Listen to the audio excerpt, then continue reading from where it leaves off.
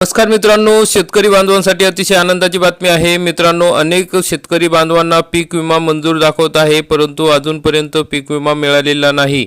मागील सर्व वर्षांचे पीक विमे मंजूर झालेले आहेत आणि त्या संदर्भातले जीआर आलेले आहे। 2020 पासून ते 26 पर्यंतचे सर्व पीक विम्याचे पैसे आता जीआरच्या माध्यमातून सरकारने जमा केलेले आहे, मंजूर केलेले आहे। तर मित्रांनो, मग या जीआर मध्ये काय माहिती दिलेली आहे ती सविस्तरपणे आपण जाणून घेऊया। मित्रांनो, आपण या ठिकाणी बघू शकता, प्रधानमंत्री पीक विमा योजनेअंतर्गत खरीप 2022 व रब्बी 2022-23 मधील 80-110 मॉडेलनुसार राज्य शासनाने 110% जास्तीचे नुकसान भरपाईची भारतीय कृषी विमा कंपनीला अदा करायची दायित्व रक्कम 18,58,80,947 इतकी रक्कम वितरित करण्याबाबत महाराष्ट्र शासन यांचा 30 मार्च 2026 रोजीचा हा जीआर आहे।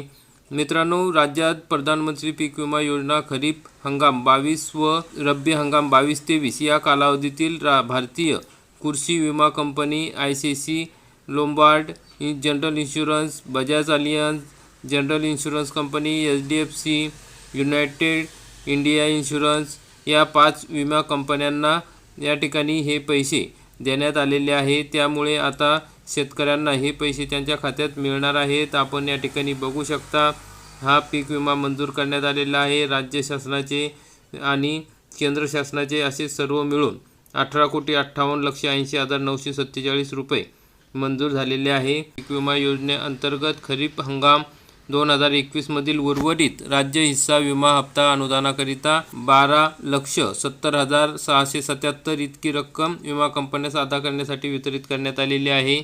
बघू शकता, कंपन्यांचे नाव वगैरे आलेले आहेत, दिलेले आहेत आणि त्या कंपन्यांना तो निधी वितरित करण्यात आलेला आहे। मित्रांनो, पुढील जो महत्त्वाचा जीआर आहे तो आपण या ठिकाणी बघू शकता। आणखी प्रधानमंत्री पीक विमा योजनेअंतर्गत खरीप हंगाम 2022 मधील उर्वरित राज्य हिस्सा विमा हप्ता अनुदानाकरिता 39,38,555 इतकी रक्कम विमा कंपन्यास अदा करण्यासाठी वितरित करण्यासाठी या ठिकाणी मान्यता देण्यात आलेली आहे।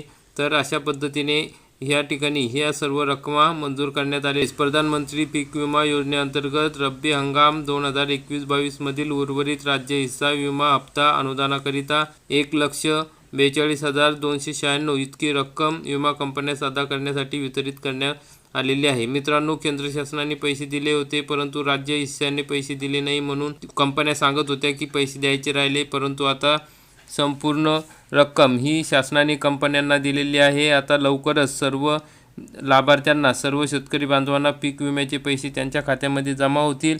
तर मित्रांनो, अशा प्रकारची महत्त्वाची अपडेट होती। व्हिडिओ आवडल्यास व्हिडिओला लाईक करा, चॅनलला सबस्क्राईब करा। धन्यवाद।